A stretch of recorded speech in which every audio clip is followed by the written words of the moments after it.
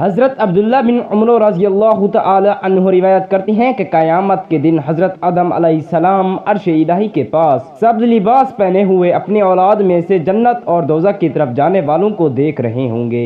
یکا یک آپ کی نگاہ ایک مسلمان پر پڑے گی جسے فرشتے جہنم کے لیے لے جا رہے ہوں گے۔ حضرت آدم بے چین ہو کر پکاریں گے کہ اے احمد ادھر آؤ، آپ کی امت کا شخص ہے، ملائکہ اسے جہنم کی طرف لے جا رہے ہیں۔ حضرت آدم علیہ السلام کی آواز سن کر میں فرشتوں سے کہوں گا کہ ٹھہر جاؤ۔ ملائکہ عرض کریں گے کہ آپ کا یہ امتی ساری زندگی گناہ میں لت پت رہا اور کوئی ایسا گناہ نہیں جو اس نے نہ چھوڑا ہو۔ یہ سن کر آپ کہیں گے کہ میزان کے پلڑے میں میرے امتی کے اعمال رکھو۔ آپ صلی اللہ تعالی علیہ وسلم اپنے امتی کا زندگی میں کیا گیا ایک ہی نیک عمل پیش کریں گے تو نیکیوں کا پلڑا بھاری ہو گیا۔ ملائکہ یہ دیکھ کر عرض گزار ہوں گے کہ اسے جنت لے جاؤ۔ اس آدمی نے عرض کیا میں نے تو کبھی نیکی والا کام نہیں کیا تھا۔ آپ صلی اللہ علیہ وسلم نے فرمایا تم نے زندگی میں صرف ایک بار یہ عمل کیا تھا جو ہر نیک عمل پر بھاری ہے، وہ عمل یہ ہے۔ بسم اللہ الرحمن الرحیم۔ محترم ناظرین، ایک مرتبہ حضرت ابو قرصافہ فرماتی ہیں کہ ابتدائی اسلام میں بحالت یتیمی میں اپنی والدہ اور خالہ کی بکریاں چرایا کرتا تھا۔ میری خالہ مجھے اکثر کہا کرتی تھی کہ اے بیٹا اس شخص یعنی نبی کریم صلی اللہ تعالی علیہ وسلم کے پاس کبھی نہ جانا ورنہ وہ تمہیں اپنے دین پر کر دیں گے۔ لیکن میں نے چراگاہ میں بکریوں کو لے جا کر چھوڑ دیا اور حضور کی خدمت میں حاضر ہو کر آپ کی ارشادات سنتا رہا۔ پھر بکریوں کے پاس گیا اور تھنوں کو سوکھے پایا۔ میری خالہ نے مجھ سے کہا آج تیری بکریوں کو کیا ہوا ہے؟ میں نے کہا مجھے معلوم نہیں۔ دوسرے روز بھی ایسا ہی ہوا۔ تیسرے روز میں حضور صلی اللہ علیہ وسلم کی خدمت میں حاضر ہو کر مشرف بے اسلام ہوا اور اپنی بکریوں اور خالہ کا حال بیان کیا۔ آپ نے فرمایا اپنی بکریاں لے آؤ۔ میں بکریاں لے کر حاضر ہوا۔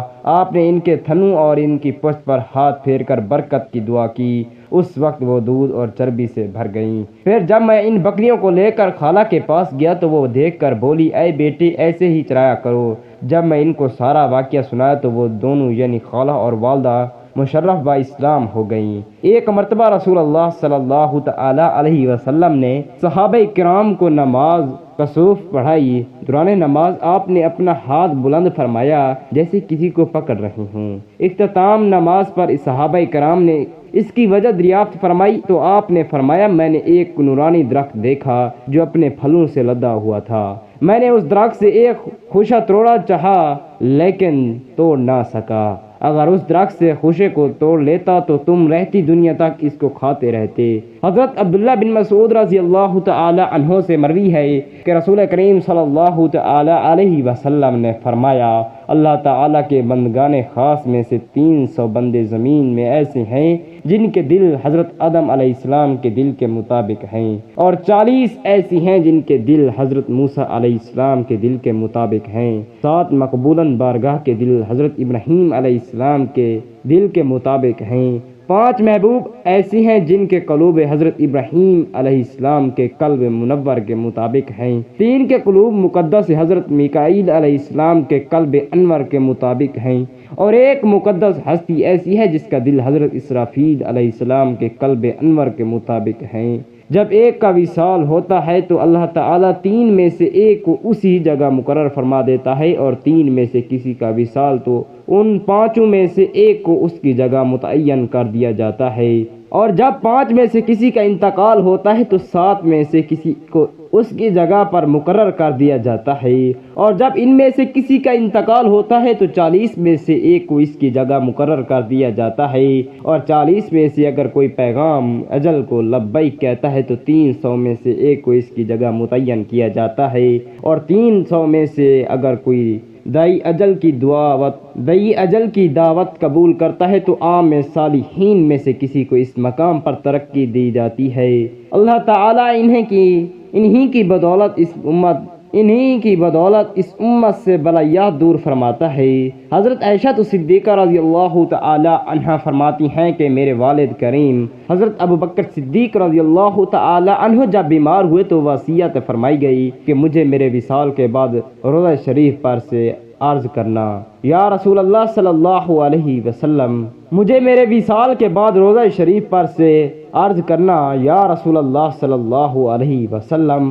آپ کا غلام حاضر ہے، اجازت مل جائے تو مجھے حضور کے قریب دفن کر دیا جائے، ورنہ جنت البقیع میں تدفین کر دینا۔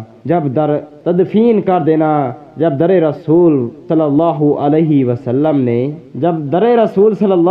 وسلم پر آ کر عرض کی گئی کہ یار غار حاضر ہیں، ان کی خواہش ہے کہ آپ صلی اللہ علیہ وسلم کے قریب دفن کیا جائے۔ انہوں نے ہمیں وصیت کی تھی، سو اگر ہمیں اجازت ہو تو ورنہ ہم لوٹ جائیں۔ صحابہ فرماتی ہیں اس وقت ہمیں ندا دی گئی کہ انہیں عزت و اکرام کے ساتھ داخل کرو۔ صحابہ اکرام فرماتی ہیں ہم نے یہ کلام سنا مگر بولنے والا کوئی نظر نہ آیا۔ حضرت علی رضی اللہ تعالی عنہ روایت کرتے ہیں کہ حضرت ابوبکر صدیق رضی اللہ تعالی عنہ نے بوقت وفات مجھے اپنے قریب بٹھایا اور مجھے فرمایا اے علی، جب میرا انتقال ہو جائے تو مجھے بھی ان ہاتھوں سے غسل دینا۔ جب ہاتھوں سے تم نے نبی کریم صلی اللہ علیہ وسلم کو غسل دیا اور مجھے نبی کریم صلی اللہ علیہ وسلم کے دربار میں لے جانا اور میرے دفن کی اجازت مانگنا، پھر اگر تم دیکھو کہ دروازہ کھل گیا ہے تو مجھے میرے آقا کے پاس پہنچا دینا، ورنہ مجھے عام مسلمان کے قبرستان میں لے جانا۔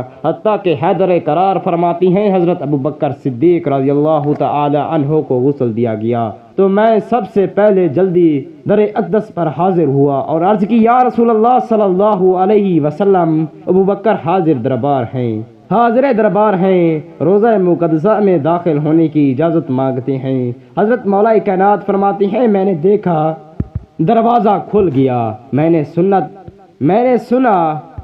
دیکھا دروازہ کھل گیا، میں نے سنا کوئی کہہ رہا ہے ترجمہ دوست کو دوست کے ہاں داخل کر دو کیونکہ دوست کا مشتاق ہے۔ حضرت عبد الرحمن بن ابی عقیل سے مروی ہے کہ میں ایک وفد میں شامل ہو کر بارگاہ نبوی میں حاضر ہوا۔ جب ہم حاضر ہوئے تو اونٹوں کو مسجد کے دروازے پر بٹھا